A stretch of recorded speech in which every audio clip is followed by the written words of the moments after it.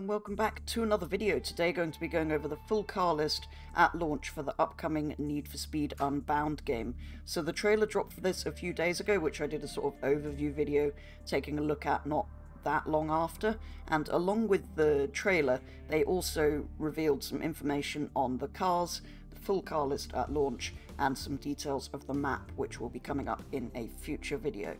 Today though, we're going to take a look at that full car list at launch for the upcoming game, which is made up of 143 cars, which on the face of it sounds impressive, but most of them were actually in Need for Speed Heat, the previous title, with only 20 actually new cars being added. And most of those 20 are variants of cars we already had in Heat. For example, they've added quite a lot of convertible versions of cars that we only had the hardtop in Heat. So if we take those out of the equation, the actual new, completely new models, there are only 14 of. But 20 new cars, 14 of which are brand new models, it's still pretty good to see. And I will be pointing out which ones are which ones are carried forward, which ones are new, and which ones are kind of new versions of cars we already had. So let's get started.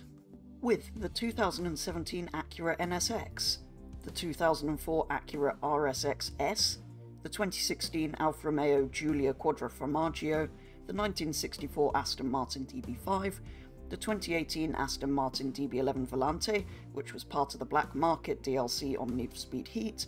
the 2017 Aston Martin DB11, not Volante,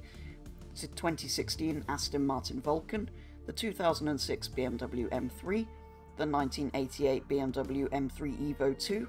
the 2016 BMW X6M, the 2010 BMW M3, the 2018 BMW M5, the 2019 BMW Z4 M40i,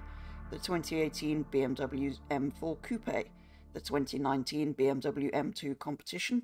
the 1981 BMW M1, the first brand new car on the list, the 2018 BMW i8 Coupe, the 2016 BMW M4 GTS, the 2010 BMW M3 Convertible, which is new, but we already had the coupe version of this one in Need for Speed Heat, the 2017 BMW M4 Convertible, the 2018 BMW i8 Roadster, the 2017 Bugatti Chiron Sport, which is new and was actually supposed to be in Heat as a DLC, as a secondary Black Market DLC basically, but with all the chaos going around the world and Ghost Studios closing and everything, it never actually got added. And the 1987 Buick Grand National GNX, the 2020 Chevrolet Courgette Stingray and Courgette Stingray Convertible, both of which are brand new additions to this game but have of course been in Forza for a while now, the 1965 Chevrolet C10 Pickup, the 2017 Chevrolet Courgette Grand Sport, the 2014 Chevrolet Camaro Z28, the 2013 Chevrolet Courgette Z06, the 1967 Chevrolet Camaro SS, the 1955 Chevrolet Bel Air, the 2019 Chevrolet Courgette ZR1, the 2017 Chevrolet Colorado ZR2, the 2014 Dodge Challenger SRT8, the 1969 Dodge Charger RT, the 2019 Dodge Charger SRT Hellcat, which I first read as Challenger, but no, it is in fact the Charger, the four-door kind of saloon variant of the Hellcat, which is cool as we don't see that in many games. I just hope it's the wide body one. The 2016 Ferrari LaFerrari, the 1984 Ferrari Testarossa Coupe, the 2016 Ferrari 488 GTB, the 1988 Ferrari F40, the 2009 Ferrari 458 Italia, the 2019 Ferrari 488 Pasta, the 2018 Ferrari FXXK Evo, the 2011 Ferrari 458 Spider, which is good to see the convertible of, even if that was in Heat, 2017 Ford F-150 Raptor, the 2015 Ford Mustang GT, the 2017 Ford GT, the 1969 Ford Mustang Boss 302, the 1965 Ford Mustang, the 1990 Ford Mustang Foxbody, the 2008 Ford Crown Victoria, which is a cool new addition as a drivable vehicle rather than just as a police car as it has traditionally been added, the 2016 Ford Focus RS, the 2019 Ford Mustang GT Convertible. Again, this is a new vehicle, but just like the M3 near the start of the list, we already have the coupe version of this Mustang of this generation. The 2000 Honda Civic Type R, the 2015 Honda Civic Type R,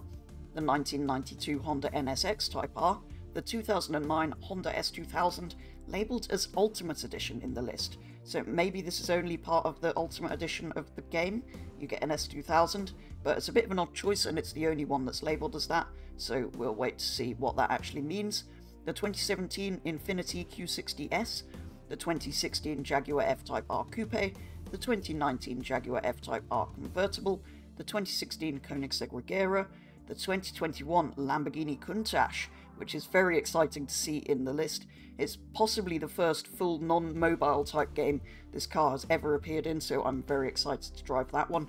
The 2018 Lamborghini Huracan,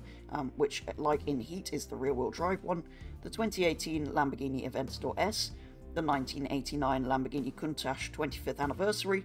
the 2010 Lamborghini Murcielago SV, the 2018 Lamborghini Urus, which surprisingly is new. This wasn't in Heat, which, yeah, surprised me, but that's new. 2018 Lamborghini Huracan Performante, 2019 Lamborghini Aventador SVJ, the 1995 Lamborghini Diablo SV, the 2018 Lamborghini Huracan Spider, again the rear-wheel drive one,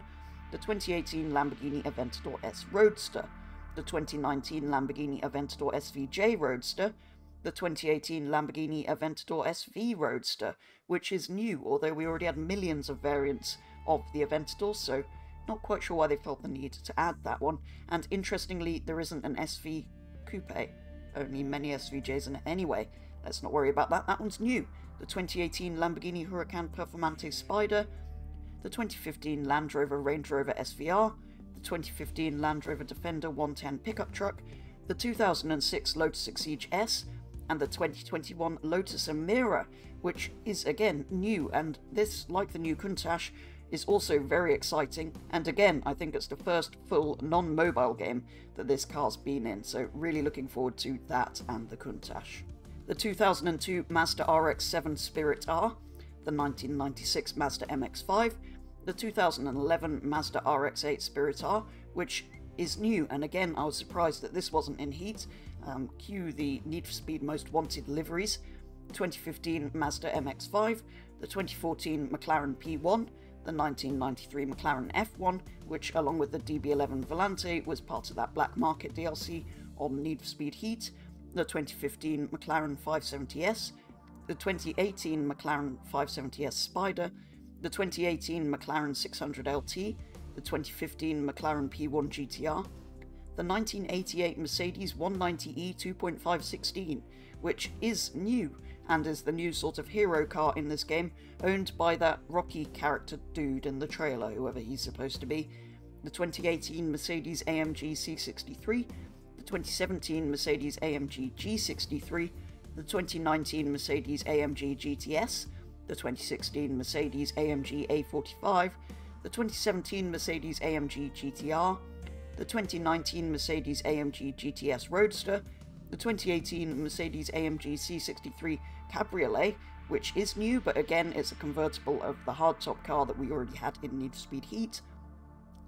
the 2021 Mercedes AMG GT Black Series, which is brand new, but again is a variant of a lot of other AMG GTs we already had, but this one is a ridiculous version, which is very good to see in another game as well as Gran Turismo, the 1967 Mercury Cougar, the 2017 Mini JCW Countryman, the 2007 Mitsubishi Evo 9, and the 2008 Mitsubishi Evo 10. There is also a new Mitsubishi, the 1999 Mitsubishi Eclipse GSX, strange new choice to have added to the game, but still, I'm not complaining, it's another new car. The 2017 Nissan GTR, the 1999 Nissan Skyline GTR, the R34, the 2019 Nissan 370Z Heritage Edition, the 1998 Nissan Silvia K's, which is new. We had the newer generation of Silvia in Heat, but surprisingly not this one, so that's another new car. The 2022 Nissan Z Prototype, another new car. Again, good to see this in another game as well as Gran Turismo. The 2002 Nissan Silvia Spec R Aero, the 1993 Nissan Skyline GTR, of course the R32 generation, the 2008 Nissan 350Z, the 1971 Nissan Skyline 2000 GTR, the 1971 Nissan Fairlady 240 ZG, the 1996 Nissan 180 SX Type X, the 2015 Nissan 370Z Nismo, the 2017 Nissan GT-R Nismo, the 2017 Pagani Huayra BC, the 1970 Plymouth Barracuda, the 2020 Polestar 1, the 1977 Pontiac Firebird, the 2019 Porsche 911 GT3 RS, the 1973 Porsche 911 Carrera RS R2.8, the 2015 Porsche 918 Spider,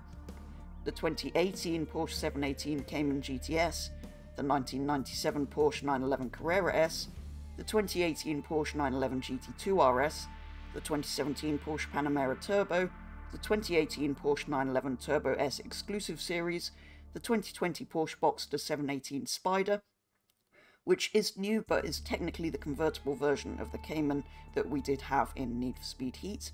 the 2018 Porsche 911 Carrera GTS, the 2018 Porsche 911 Turbo S Cabriolet Exclusive Series, the 2018 Porsche 911 Targa 4 GTS, the 2018 Porsche 911 Carrera GTS Convertible, and the 2015 Porsche Cayman GT4. The 2014 SRT Viper GTS, which isn't under Dodge for some reason, the 2006 Subaru Impreza WRX STI, the 2014 Subaru BRZ Premium, the 2010 Subaru Impreza WRX STI,